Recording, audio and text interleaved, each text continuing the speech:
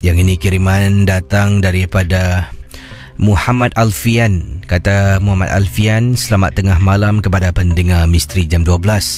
Kisah yang saya nak ceritakan ini berlaku di blok rumah saya dekat kawasan Tampines. Hal ini ketika saya berada di kolong blok. Sedang saya duduk sambil saya bermain handphone. Sebenarnya saya ni nak betulkan motosikal. Tapi sambil saya nak betulkan motosikal ni, saya tengah tunggu kawan-kawan, members yang lain untuk sampai. Jadi saya belum boleh mulakan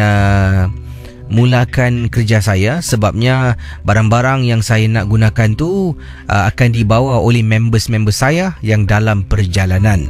Saya turun agak siang sedikit lah, sebabnya saya perlu turunkan motor dari tempat letak kereta bertingkat langsung saja ke kolong blok rumah saya di kawasan Tampines. Jadi setelah ambil motor daripada tempat letak motor bertingkat, saya menunggang sampai ke kolong blok. Kemudian saya letakkan di tepi. Saya duduk di bangku di kolong blok rumah saya sambil saya message teman-teman dan tanya mereka bila mereka nak sampai. Sementara sedang tunggu reply daripada rakan-rakan saya pun main game lah dekat handphone. Tengah main game ni, tiba-tiba saya dengar bunyi kucing mengiau. Malam tu lah. Dan saya pun alihkan perhatian saya kepada bunyi kucing. Saya tengok kiri, tengok kanan dan bunyi lagi kucing. Saya berjalan, ternampak seekor kucing hitam yang ada di tepi tangga. Dalam keadaan sedang nak turun tangga.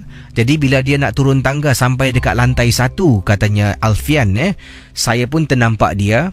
Dia berhenti tau Casey. Berhenti dalam keadaan sedang nak bergerak turun tangga, sebabnya saya sedang memandang ke arah dia. Dan dia tengok saya pun, dia tenung.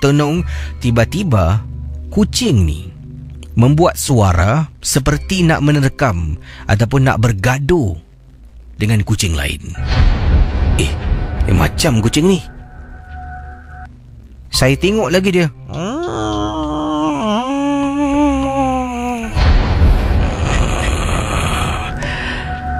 Oleh kerana saya takut, bukan takut kucing sih, takut keadaan pada malam tu. Mungkin kucing tu akan serang saya. Saya berjalan terus menuju ke arah bangku. Dalam beberapa saat setelah saya bergerak duduk dekat bangku, kucing yang sama berjalan sambil suaranya seolah-olah nak bergaduh dengan sesuatu.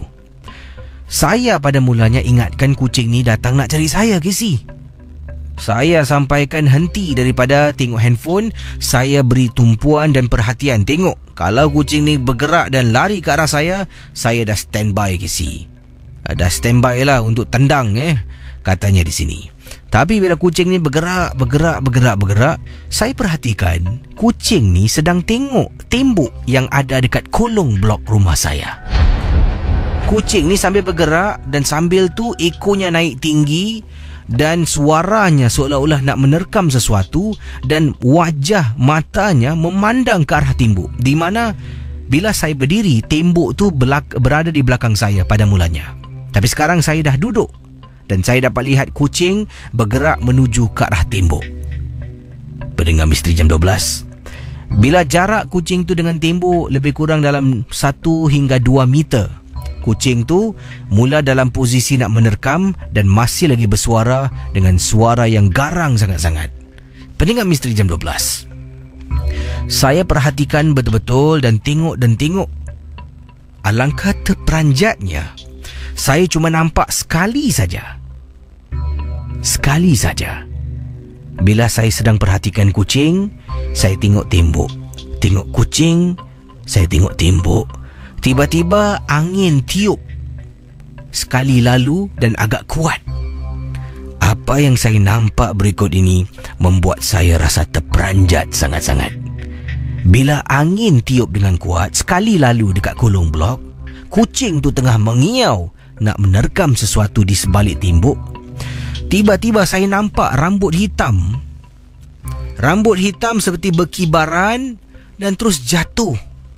Hanya sekelip mata perkara itu berlaku. Saya tertanya-tanya pada diri saya, adakah yang saya nampak ni benar-benar rambut hitam? Kisi, di sebalik tembok tu dah tak nampak sebab saya duduk agak jauh daripada jarak angle bangku tu. Jadi nampak tembok tu dengan kucing. Bila saya pandang, angin tiup sekali lalu, rambut hitam, Kisi.